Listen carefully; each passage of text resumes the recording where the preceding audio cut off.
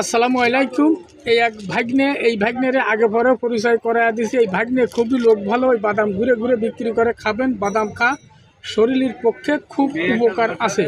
কারণ আমরা একবার আইসির মধ্যে ছিলাম, আইসির মধ্যে থেকে এক ডাক্তারে আমারও বলিল বাদাম খাবেন, বাদাম খালি শরীরের একটা ক্যালসিয়াম যুক্ত হয়।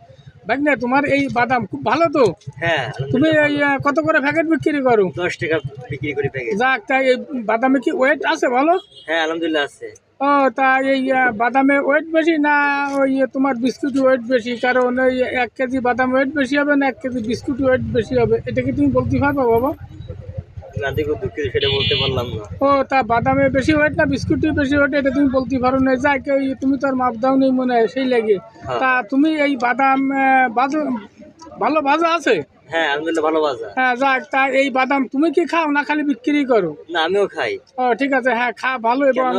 হ্যাঁ, কেন আপনার বাদাম খাওয়া শরীরের জন্য উপকার হ্যাঁ আছে, হ্যাঁ, আমিও উপকার খাই। আছে। এটা ভালো একটা ক্যালসিয়াম যুক্ত একটা খাবার। এটা খাতে হয়। আগে বহুত সময় মনে করতাম এই জিনিসটা খালি এই শরীর গরম হয় এই জন্যই বাই হয়, এই ধরনের না। এটা হচ্ছে সম্পূর্ণ গুণ, শরীরের মেলাগুলো উপকার করে এই বাদামে। কথাটা বুঝতে হবে, রাগ করা যাবে না। আল্লাহ হাফেজ।